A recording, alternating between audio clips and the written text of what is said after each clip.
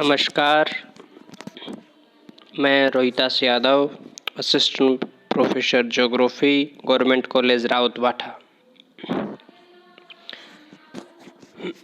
प्रिय विद्यार्थियों, आज हम भारत के भौतिक प्रदेशों में भारत का 4th भौतिक प्रदेश तटीय मैदान के बारे में पढ़ेंगे।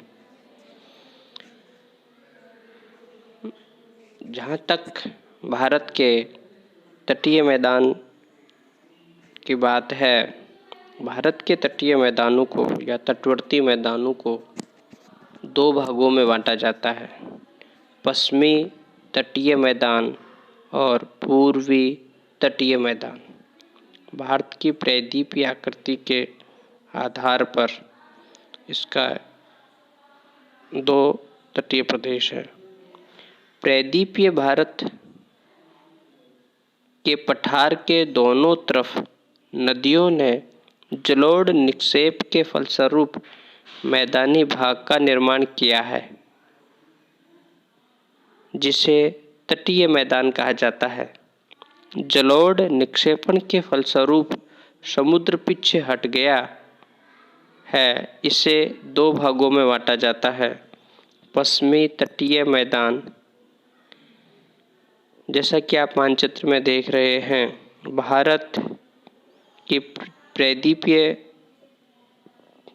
पठार का पश्चिमी दिशा में पश्चिमी तटीय मैदान है। पश्चिमी तटीय मैदान का विस्तार गुजरात से लेकर कन्याकुमारी या कुमारी अंतरीप तक है। पश्चिमी तटीय मैदान की सर्वाधिक चौड़ाई नर्मदा और तापी नदी के मुहाने पर है। पश्चिमी तटीय मैदान को पुनः अध्ययन की दृष्टि से निम्न भागों में बांटा जाता है: कोंकण तट, कन्नड़ तट और मलाबार तट। कोंकण तट, जैसा कि आप मानचित्र में भी देख सकते हैं, कोंकण तट का विस्तार गुजरात से गोवा तक है। कन्नड़ तट गोवा से मंगलोर तक के तटीय भाग को कन्नड़ तट के नाम से जाना जाता है। और तीसरा है मालाबार तट, मंगलोर से कन्याकुमारी तक का पश्चिमी तटीय मैदान मालाबार तट के नाम से जाना जाता है। इसे केरल तट के नाम से भी जाना जाता है, क्योंकि मालाबार तट का अधिकांश हिस्सा केरल राज्य में आता है।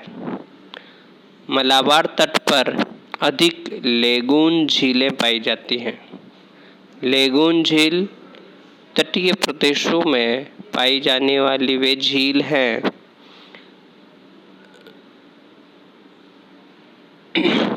जिनका जल खारा होता है, समुद्री जल इसमें भरा हुआ रहता है।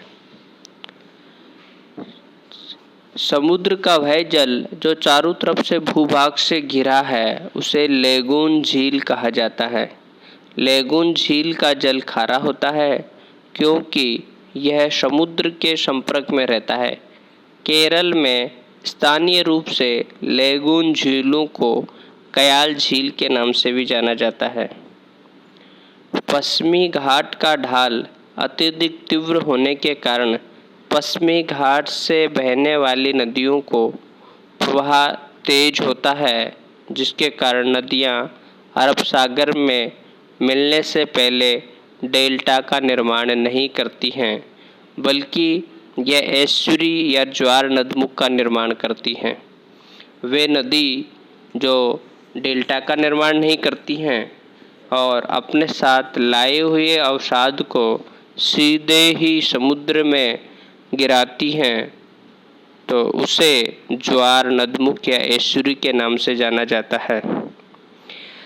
नदियां तेजी से समुद्र में घुसने का प्रयास करती हैं तथा समुद्र के पानी को पीछे धकेलती हैं, जिससे यह ज्वारीय स्थिति उत्पन्न हो जाती है।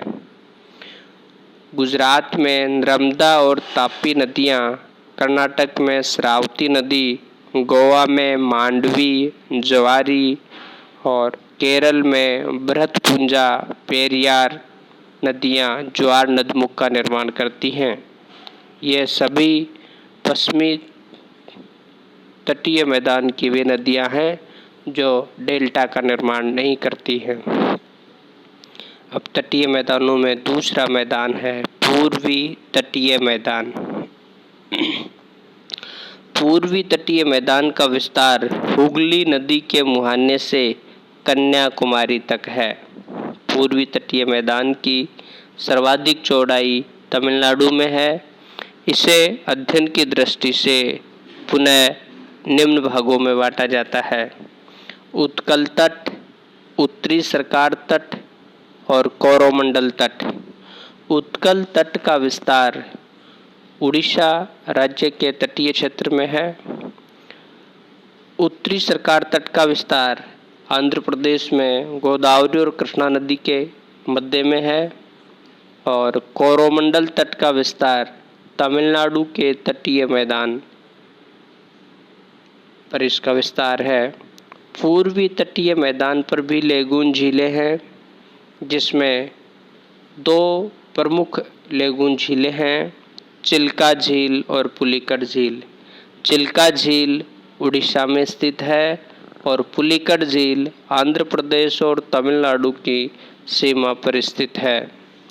आंध्र प्रदेश और तमिलनाडु की सीमा पर पुलिकट झील के बीचों बीच हरिकोटा द्वीप स्थित है तथा इसी द्वीप पर इसरो का सतीश धवन अंतरिक्ष केंद्र है।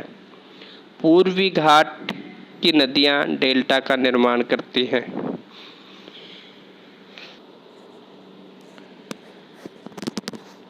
नदियों का ढाल मंद होने के कारण इनका प्रवाह बहुत धीमा होता है, जिसके कारण जब यह समुद्र की तेज लहरों से टकराती हैं तब इनका जल सैकड़ों धाराओं में बढ़ जाता है और नदियां अपने जलोढ़ निक्षेपों को मंद गति होने के कारण तट पर ही बिछा देती हैं या तट पर ही छोड़ देती हैं, जिसके परिणाम स्वरूप डेल्टा का निर्माण होता है और डेल्टा निरंतर समुद्र की ओर भागता रहता है।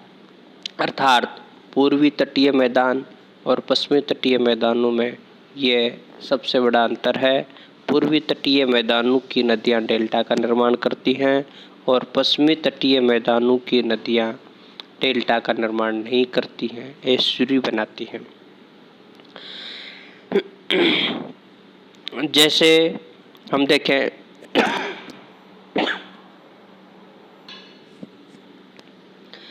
महानदी का डेल्टा, गोदावरी का डेल्टा, कृष्णा कावेरी नदियों का डेल्टा, ये सभी पूर्वी तटीय मैदान पर स्थित डेल्टा हैं। पूर्वी तटीय मैदान का निर्माण सैकड़ों नदियों के डेल्टा क्षेत्र के मिलने से हुआ है, इसलिए यह जलोढ़ निक्षेप का क्षेत्र है। इसीलिए पूर्वी तटीय मैदान बहुत उपजाऊ है तथा धान की खेती के लिए प्रसिद्ध है। धन्यवाद।